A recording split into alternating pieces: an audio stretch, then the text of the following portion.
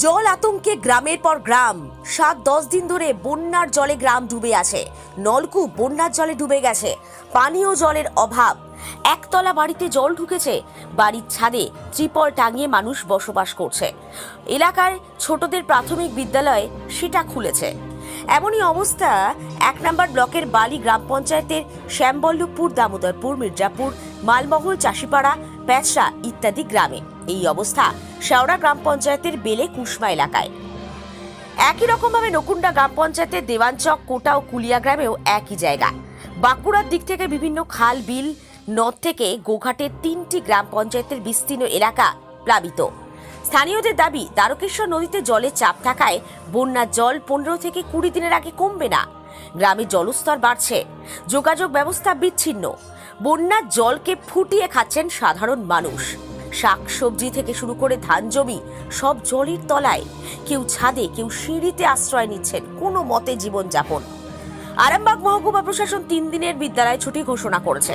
এখনো যে বানবাসী অবস্থার পরিবর্তন নেই। আতঙ্কের প্রহর গুনছেন সাধারণ মানুষ।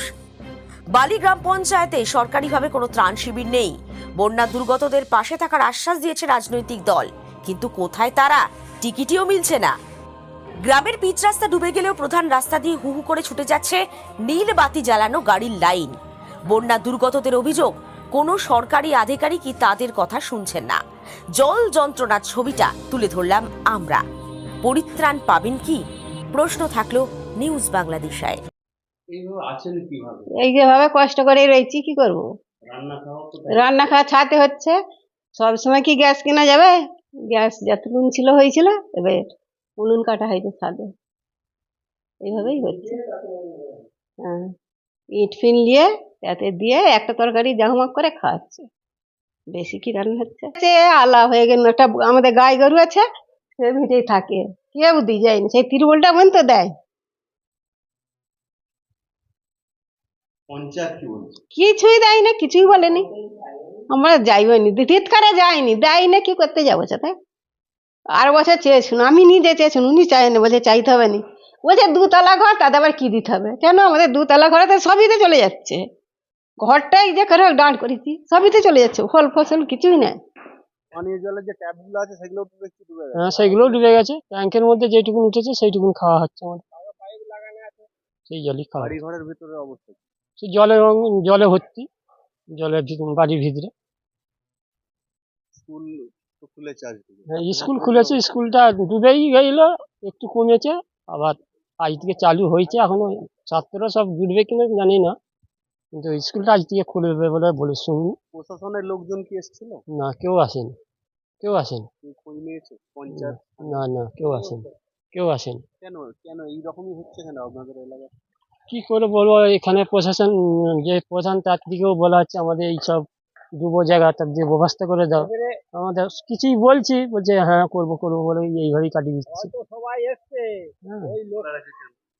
3 দিন ছুটি থাকলেও কিন্তু অলরেডি আমাদের কিন্তু এখানে একদিন সোমবার ছুটি ছিল, দ্বিতীয় দিন আমাদের স্পেশাল ছুটি এসআই দিয়েছিলেন, অর্থাৎ তৃতীয় দিন বুধবার দিনকে কিন্তু আমাদের স্কুল ওপেন করা হয়েছে। এবং সেই দিন বন্যার দুয়ারে জল থাকা সত্ত্বেও আমরা মিড ডে মিল চালিয়েছি এবং ছেলেদের ভবিষ্যতের কথা ভেবে আমাদের কিন্তু ক্লাসও স্টার্ট হয়েছে। কালকে বন্যার জল কিছুটা বাড়লেও আজকে আবার একটু কমেছে, কিন্তু আজকে বিদ্যালয়ে স্টুডেন্টদের উপস্থিতির হার বেশ ভালো। যেহেতু সামনের সোমবার আমাদের পরীক্ষা শুরু হচ্ছে, সেই জন্য আমাদের অবশ্যই স্কুল খুলতে হয়েছে। এবং যেহেতু বাচ্চাদের এখন মিড ডে মিলই আমাদের ভরসা, সেই জন্য মাস্ট আমাদের এই পরিস্থিতিতেও আমরা কিন্তু মিড ডে মিলকে রানিং রেখে চলেছি। গ্রামের কি অবস্থা? গ্রামের প্রায় প্রত্যেকটা বাড়ি জলমগ্ন এবং ওনাদের দুর্দশার সীমা নেই। আর স্কুলের অবস্থাও খুব খারাপ, মেঝেতে জল উঠে গেছিল। সেই সব জল পরিষ্কার করার জন্য আমাদের প্রধান সাহেব কিন্তু আমাদের স্কুলটাকে বারবার যত্নের সহকারে দেখেন।